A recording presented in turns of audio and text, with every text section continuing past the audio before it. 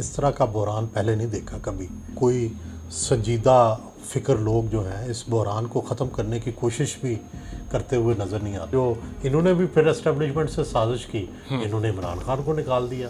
तो ये सारा कुछ होता तो इसी तरह रहा है। ये तो तय है कि किसने किया? ये तो तय है कि एस्टेब्लिशमेंट जो है इस वक्त की वो पीटीआई के हक में नहीं है बल्कि पीटीआई के खिलाफ है। वजह क्या है? गुस्सा भी है और खदशा भी है। खदशा क्या? खदशा ये है कि इंतकाम लेंगे इमरान खान। वज़ीरों को डर है कि वो जेलों में डाल देंगे, जर्नैलों को डर है कि वो पता नहीं हमें रहने देगा कि नहीं रहने देगा, किस किस का एहतसाब करेगा।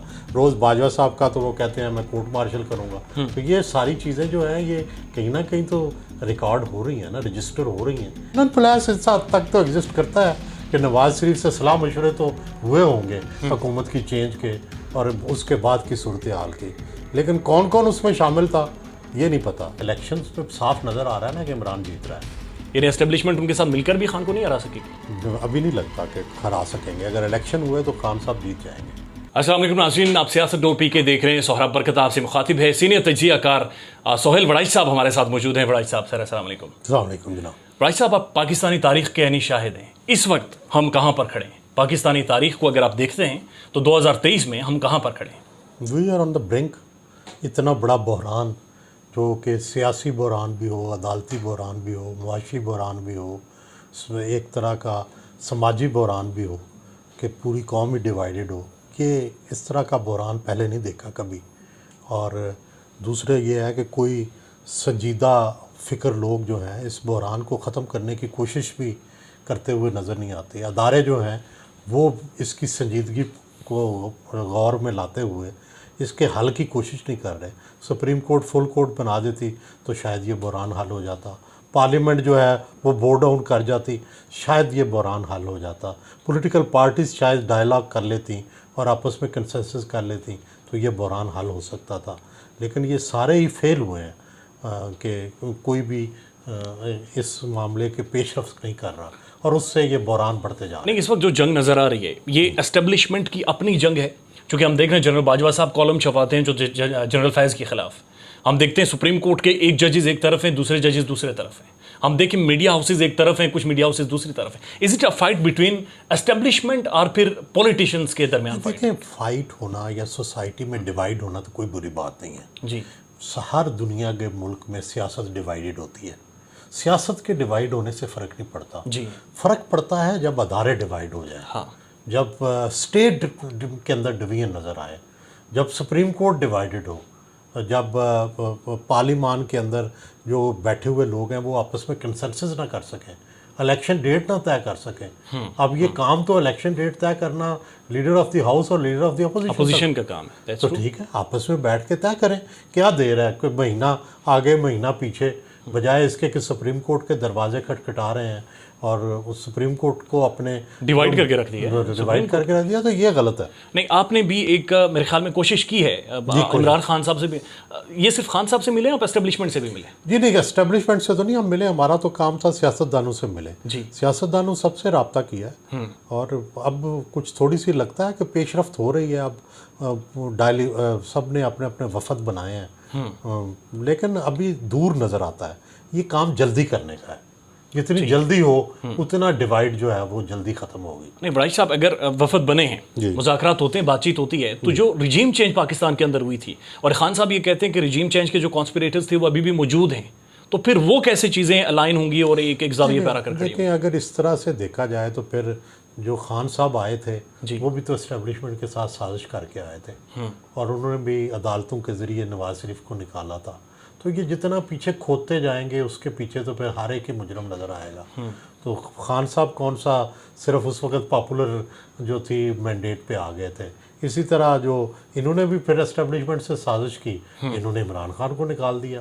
तो ये सारा कुछ होता तो इसी तरह रहा है। तो इसके लिए ज़रूरी है कि एक चार्टर बनाया जाए जिसमें सारे अहद करें। हाँ। जिस तरह बेनज़ीर भुट्टो और नवाज शरीफ ने अहद किया था कि भाई हम एस्टेब्लिशमेंट से मदद नहीं लेंगे, हम एक दूसरे को पछाड़ने के लिए एस्टेब्लिशमेंट का साथ नहीं देंगे। तो अगर इमरान खान भी उसमें चार्टर में शामिल हो जाएं, जिसको मेरे साथ एक इंटरव्यू में उन्होंने चार्टर ऑफ डेमोक्रेसी को सराहा था जी, तो मेरा ख्याल है कि वो भी अगर इसमें शामिल हों तो ये मुल्क की जमहूरियत के लिए बेहतर होगा। इस वक्त एक आपने टर्म कॉइन की थी, हाफिज डॉक्ट्राइन। जी, हाफिज डॉक्ट्राइन एग्जिस्ट करती है? नहीं, हाफिज डॉक्ट्राइन तो कभी कोई उसकी नज़र नहीं आया, सिवाय इसके कि वो हुकूमत के साथ है, जो उन्हें आइनी तौर पर होना चाहिए। लेकिन इसके अलावा कोई ऐसी उनकी चीज़ नज़र नहीं आई जिसमें, जिस तरह बाजवा डॉक्ट्राइन था, उसके कुछ असूल थे, कुछ ज़वाबित थे, उन्होंने कुछ प्रायोरिटीज़ तय की थी और उनके वो बताते भी थे कि ये हमारी प्रायोरिटीज़ थी। तो हाफिज साहब तो अभी मिले भी नहीं जर्नलिस्टों से, ना अभी उन्होंने। लेकिन इसके बावजूद सोशल मीडिया एक्टिविस्ट को उठाया जा रहा है, अलीज़ादी के ऊपर जो कुछ होता है, इमरान खान जमान पार्क में जो कुछ हुआ, ये तो तय है कि ये किसने किया? ये तो तय है कि एस्टेब्लिशमेंट जो है इस वक्त की, वो पीटीआई के हक में नहीं है बल्कि पीटीआई के ख़िलाफ़ है। वजह क्या है? वजह कॉन्टीन्यूटी है, जो पिछली एस्टेब्लिशमेंट जिसने निकाला था उसी के बहुत से लोग जो हैं वो चलते आ रहे हैं और वो कॉन्टीन्यूटी है। और फिर जिस तरह से चीफ़ ऑफ आर्मी स्टाफ का तकर्रर हुआ और जिस तरह से जनरल आसिम मुनीर को निकाला इमरान खान ने जब वो आईएसआई के हेड थे, तो ये सारी कॉन्टीन्यूटी तो मौजूद है ना, ये कॉन्टीन्यूटी ख़त्म तो नहीं हुई और वो मौजूदा हुकूमत के साथ है। साफ नज़र आ रहा है, एक पेज पे हैं, पार्लियामेंट में वो गए हैं, पार्लियामेंट के साथ जाके इज़हार यकजहती किया उन्होंने, तो ये चीज़ें तो बड़ी क्लियर है। फजलुर रहमान साहब ये कह रहे हैं कि जब वो इस्लामाबाद की तरफ मार्च करके आए थे तो जनरल बाजवा साहब ने उन्हें यकीन दहानी कराई थी कि हम इमरान खान को गिरा देंगे, आप यहाँ से मार्च ख़त्म करके चले जाएं। तो सर, अगर फ़ौज इस तरह से खुलकर या सिपा सालार इस तरह से खुलकर हुक्मरानों के होते हुए मुदाखलत करेंगे तो कंटिन्यूटी या फिर जो एक पाकिस्तान के अंदर मुस्तहकम है एक जमहूरी रवायात, वो कैसे परवान चढ़ेंगी? जी, ये सही है आपकी बात। मैं तो कह रहा हूँ कि हमें मजबूत जमहूरियत चाहिए, चार्टर ऑफ डेमोक्रेसी चाहिए, सब सियासी पार्टियाँ उसकी पाबंदी करें और इस्टेब्लिशमेंट से जो मदद लेती हैं नहीं लेनी चाहिए, और या इस्टेब्लिशमेंट को जो मुदाखलत करती है वो नहीं करनी चाहिए। यही एक असूली जमहूरी माशरा जो है उसमें यही चीज़ें हैं। काजी फाइज ईसा को पार्लियामेंट में जाना चाहिए था? जाना चाहिए था, मेरा ख्याल है। पार्लियामेंट तो सुप्रीम है, पार्लियामेंट की तकरीम के लिए, उसकी इज़्ज़त के लिए तो सबको बोर्ड डाउन करना चाहिए, सारे जजेस को जाना चाहिए था। जो नहीं गए उन्होंने गलत किया है। इमरान खान इस वक्त बैकडोर एस्टेब्लिशमेंट से कोई नेगोशिएशन डिस्कशंस कर रहे हैं? मेरा ख्याल है इमरान खान की तो ख्वाहिश है लेकिन एस्टेब्लिशमेंट नहीं कर रही, होनी चाहिए। मेरा ये ख्याल है कि वो भी इस वक्त ज़ाहिर है बड़े पॉपुलर लीडर हैं, तो उनके साथ भी रास्ता खोलना चाहिए, मुज़ाकरात होने चाहिए। एस्टेब्लिशमेंट में गुस्सा है इमरान खान और पीटीआई को लेकर? गुस्सा भी है और ख़दशा भी है। खदशा क्या? खदशा ये है कि इंतकाम लेंगे इमरान खान। इमरान खान साहब जो है सबको डरा रहे हैं, उन्हें डराना नहीं चाहिए। उन्हें इंतकाम का जो ये है कि मैं किसी को छोड़ूंगा नहीं, मैं पुलिस को नहीं छोड़ूंगा, मैं इंतज़ामिया को नहीं छोड़ूंगा, मैं नून को नहीं छोड़ूंगा, मैं पीपल्स पार्टी को नहीं छोड़ूंगा, ये जो लहजा है ये मुनासिब नहीं है, ये इक़्तिदार में आने वाला नहीं है, ये इक़्तिदार से दूर रखने वाला लहजा है। तो उन्हें चाहिए कि रिकन्सिलेटरी टोन रखें। अगर सारे ही को डरा के रखेंगे तो उन्हें इक़्तिदार में आने कौन देगा? इमरान खान को जो गोलियां मरवाई गई थी वो सिर्फ इतना ही वाक़या था कि एक मजहबी जुनून उठ गया, या उसके पीछे एक बाकायदा साजिश थी? इससे कोई ज़्यादा लगी नहीं है कोई साजिश, कहीं उसके डांडे मिले नहीं हैं। पाकिस्तान जैसे मुल्क में जहाँ मोहतरम बेनज़ीर भुट्टो को एक मजहबी जुनूनी ने मार दिया, तो पाकिस्तान में तो इस तरह के रोज़ वाक़यात होते हैं। अरशद शरीफ अभी कल परसों एक वाक़या हुआ है, कल एक ने पैगंबर होने का दावा कर दिया है जी, फैसलाबाद से और लाहौर से भी हैं काले पानी। अच्छा, वो अरशद शरीफ के ताने बाने सर किधर से मिलता है? अरशद शरीफ के मर्डर में जो लोग, ये तो सही है, सच है कि एस्टेब्लिशमेंट जो है वो उसको क्या नाम है, अरशद शरीफ को तंग कर रही थी, उसको पाकिस्तान से निकालने में या उसको डराने में डेफिनेटली एस्टेब्लिशमेंट का रोल था।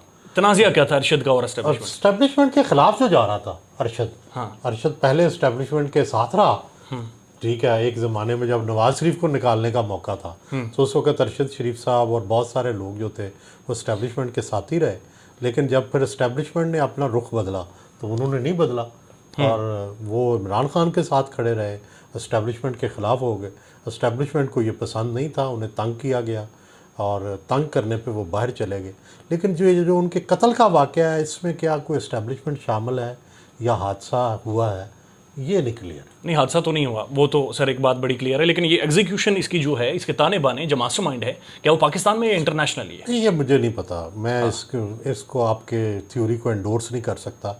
मैं इतनी थ्योरी तो एंडोर्स करता हूँ कि उसको तंग किया गया, उसको पाकिस्तान में भागने पे मजबूर किया गया, लेकिन क्या उसका कत्ल हादसा था या यहाँ से कोई मास्टरमाइंड था, ये नहीं, मैं इसको एंडोर्स करता। तो सर मेरे कोई इसका सबूत नहीं मिला। ठीक, वो तो ये है कि अफ्रीकन पुलिस ने मारा है, जी, ठीक है, केनियन पुलिस। अगर केनियन ये इतने हमारी इस्टेब्लिशमेंट ताकतवर हो गई है कि केनियन पुलिस से मिल गई हो और केनियन पुलिस को ख़रीद लिया हो और केनियन पुलिस ने आगे जाके जो है नाके पे मार दिया हो, तो ये इतनी बड़ी थ्योरी मुझे समझ नहीं आती। आप जब खान साहब से मिले तो उनका क्या फ्रेम ऑफ माइंड क्या है, खान चाह क्या रहा है अभी?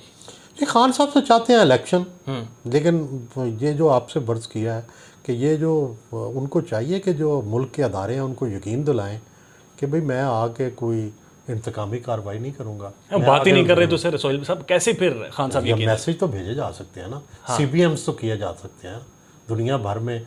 कायदे आज़म ने जब पाकिस्तान बनाना था तो CBMs किए थे ना, कि अंग्रेज़ों को कत्ल तो करने की धमकियाँ नहीं दी थी। इजाजुल हक इसी तरह गांधी ने कोई अंग्रेज़ों को पीसफुली जाने दिया था ना। हाँ, कोई नेहरू ने कत्ल तो नहीं करवा दिया था सबको ये रजीम चेंज पर। तो देखो ये हमेशा CBMs किए जाते हैं। भुट्टो जब आया था तो उसने आके कोई याह्या खान को या उस सारे जर्नैलों को लटकाया तो नहीं था, याह्या खान को कैद किया, लेकिन वो भी बैड टेस्ट में गया बाद में। जी जी, ठीक है, तो ये CBMs किए जाते हैं इक़्तिदार के लिए, तो वो CBMs करें। और उसके लिए मेरा तो ख्याल है कि उन्हें इंतकाम जो सियासी जमातों से वो कहते हैं कि मैं एहतसाब करूँगा, इसका भी अब काफ़ी उन्होंने ले लिया है एहतसाब। हो चुका है काफ़ी एहतसाब। अब जो है मेरा ख्याल है इस हुकूमतों से निकलवा चुके हैं, अदालतों के फैसले करवा चुके हैं, उन्हें जेलों में रख चुके हैं। अब और क्या लेना है, कितनी सज़ा देनी है? तो लंदन प्लान एग्जिस्ट करता है? नहीं, मेरा नहीं ख्याल लंदन प्लान इस हद तक तो एग्जिस्ट करता है कि नवाज शरीफ से सलाह मशवरे तो हुए होंगे हुकूमत की चेंज के और उसके बाद की सूरत हाल की, लेकिन कौन कौन उसमें शामिल था ये नहीं पता। तो चीफ ऑफ आर्मी स्टाफ की तकर्री पे भी उससे मशवरा हुआ होगा, ये तो ज़रूर दो चीज़ें नज़र आती हैं। नहीं, ये पॉलिटिशियंस ने मशवरे किए होंगे एस्टेब्लिशमेंट ने? मेरा ख्याल है एस्टेब्लिशमेंट भी इन्वॉल्व होगी कहीं ना कहीं सतह के, क्योंकि एस्टेब्लिशमेंट के फैसले थे जी, तो जाहिर है एस्टेब्लिशमेंट भी इन्वॉल्व होगी। जनरल बाजवा साहब जो कॉलम्स लिखवा रहे हैं और उसके अंदर जो बहुत सारे डिस्क्लोजर्स कर रहे हैं, बाजवा साहब किस फ्रेम ऑफ माइंड में? उन्हें गुस्सा है कोई, या अपना पॉइंट ऑफ व्यू साबित करना चाह रहे हैं, अपना नैरेटिव, या अपनी गुडविल बनाना? वो अपनी अब रिटायर हो गए हैं, वो चाहते हैं कि मैं गुडविल मेरे क्रिएट हो, मेरे बारे में अच्छी राय हो। वो गपशप के शौकीन हैं, पब्लिक रिलेशंस के भी माहिर हैं, तो उनको ज़ाहिर है साफ़ियों से पहले भी वो बहुत मिलते थे, अब भी बहुत मिलते हैं, और वो मिल के ज़ाहिर है अपना कहा जा रहा है साफियों से तनख्वाहें पूछते थे, उनके टेबल पे साहब की तनख्वाहें पड़ी होती थी। साबिर शागिर साहब ने मैं खुद बताया। जी जी, ये सही है। आपकी कभी मुलाकात हुई है? मेरी भी हुई है, मेरे से भी पूछी तनख्वाह मेरे से भी तनख्वाह पूछी, और वो हमारी तनख्वाह को पसंद नहीं करते थे। कहते ज़्यादा है, ज़्यादा, वो कहते थे ज़्यादा है। और ये उन्होंने हमारे मालिकों को भी कहा कि इनकी तनख्वाहें कम करें, इनकी तनख्वाहें तो आर्मी चीफ से भी ज़्यादा है। जनरल अमजद शोएब की ये स्टेटमेंट, उनका ये कहना कि फ़ौज से अवाम मुतनाफर हो चुकी है, बहुत ज़्यादा डिफरेंस आ गया है। तो आप समझते हैं कि जिस तरह एस्टेब्लिशमेंट के पीछे या फिर एक इदारे के पीछे माजी में अवाम खड़ी होती थी, अब भी वो जज्बा मौजूद है? ये वक्त आता रहता है। पाकिस्तान की फ़ौज जो है ना, ये बड़ी यूनिक फ़ौज है। ये हमेशा पॉपुलैरिटी और आवाम में अपनी मकबूलियत जो है उसकी तरफ तवज्जो देती है। अगर वक्ती तौर पर ये मकबूलियत कम भी हो गई है तो अगले आने वाले दिनों में आप देखेंगे कि वो ऐसे स्टेप्स लेंगे कि जिसमें दोबारा मकबूल हो जाएंगे। हमको कभी भी ये उस तरह की अनपॉपुलर फ़ौज जो है वो नहीं रही कभी भी। ये हमेशा से एक तरह से अवाम की फ़ौज जो है जी जी, उससे ही रिलेट करते हैं। अभी वक्ती तौर पर उनके कुछ स्टेप से कुछ लोग जो हैं वो हैप्पी नहीं हैं, लेकिन वक्त आएगा कि वो इसको ठीक कर लेंगे। सर, आज भी स्टेट बैंक ऑफ पाकिस्तान ने कहा है कि हम पैसे तो अलॉट कर दें 21 बिलियन जो इलेक्शंस के हवाले से हैं, लेकिन अगर हुकूमत जब तक हमें इजाज़त नहीं देती, पार्लियामेंट में फिर कह दिया गया कि पैसे हम नहीं देंगे, यानी इंतखाबात नहीं करवाने। ये एक प्रेसिडेंट नहीं सेट हो रहा कि आने वाले टाइम में कोई भी इंतखाबात नहीं करवाएगी जिसके साथ एस्टेब्लिशमेंट होगी या जो तगड़े होंगे हुकूमत में होंगे? देखिए, गुजारिश ये है ना कि आप ये कह रहे हैं हुकूमत को कि भाई तुम हट जाओ, हमें इक़्तिदार में आने दो। वो कहते हैं पहले रूल्स तो तय करो। नहीं, वो तो कह रहे हैं इलेक्शंस में। नहीं, इलेक्शंस में साफ नज़र आ रहा है ना कि इमरान जीत रहा है। यानी एस्टेब्लिशमेंट उनके साथ मिलकर भी खान को नहीं हरा सकेगी? अभी नहीं लगता कि हरा सकेंगे। अगर इलेक्शन हुए तो खान साहब जीत जाएंगे। तो इसलिए खान साहब को भी अपनी जीत की जो CBMs है वो करने चाहिए कि मैं जीत, सबको पता है कि वो जीत, यानी मैं जीत जाऊंगा, बदला नहीं लूंगा। मैं बदला नहीं लूँगा। अब बदले का डर हुकूमत को है या कहीं और है? हर जगह है, हर जगह बदलेगा। यानी इमरान खान वजीरों को डर है कि वो जेलों में डाल देंगे, जर्नैलों को डर है कि वो पता नहीं हमें रहने देगा कि नहीं रहने देगा, किस किस का हिसाब करेगा। रोज़ बाजवा साहब का तो वो कहते हैं मैं कोर्ट मार्शल करूँगा। तो ये सारी चीज़ें जो हैं ये कहीं ना कहीं तो रिकॉर्ड हो रही हैं ना, रजिस्टर हो रही हैं। इसके साथ आप इक़्तिदार में कैसे आ सकते हैं? आपकी खान साहब से मुलाकात हुई है, खान किस फ्रेम ऑफ माइंड, बदले के फ्रेम ऑफ माइंड में या सुलह सफाई की तरफ जा रहे हैं? अब पहले से तो बदले के फ्रेम ऑफ माइंड में थे, अब आहिस्ता आहिस्ता टोन डाउन हो रहे हैं। ये जो इद्दत का मामला है और मुफ्ती सईद साहब, और इससे पहले हमने देखा जनाब पाकिस्तान के एक और मोटिवेशनल स्पीकर थे, उन्हें इन्हें कौन ट्रेंड करके लाता है सामने और ये कोई आर्गूमेंट भी नहीं बना पाते। छोड़े, ये छोटी बातें हैं। ये what is the way forward? मेरा ये ख्याल है कि पॉलिटिक्स पे बात होनी चाहिए, इलेक्शन पे बात होनी चाहिए, कंसेंसस होना चाहिए, क्राइसिस खत्म होता देख रहे हैं। क्राइसिस ख़त्म होना चाहिए। देखिए क्राइसिस, मैंने शुरू में पहली बात ये की कि फुल कोर्ट बन जाती, क्राइसिस ख़त्म हो जाता, कंसेंसस पॉलिटिकल पार्टीज में हो जाता, ख़त्म हो जाती, पार्लियामेंट बोर्ड डाउन कर जाती, क्राइसिस ख़त्म हो जाता। तो रास्ते तो कई आए हैं, कई मोड़ आए हैं, उन मोड़ों पे किसी ने एक्सेप्ट ही नहीं किया। जी, जैसे सो मोड़ बना क्यों नहीं रहे फुल कोर्ट बेंच? बना देना चाहिए, बना देना चाहिए। मैं तो बड़े दिनों से ये टीवी पे कह रहा हूं। ईगो है फिर सर, क्या मसला क्या है? नहीं, पहले तो ये लगता था कि शायद मेजॉरिटी नहीं है उनके पास, लेकिन अब तो मेजॉरिटी भी है, 8 जजेस है। अब तो उनके साथ मेजॉरिटी भी है। अब तो क्या कोई हर्ज नहीं होना चाहिए। सोहेल राय साहब बहुत शुक्रिया sir, Thank you. Thank you so much.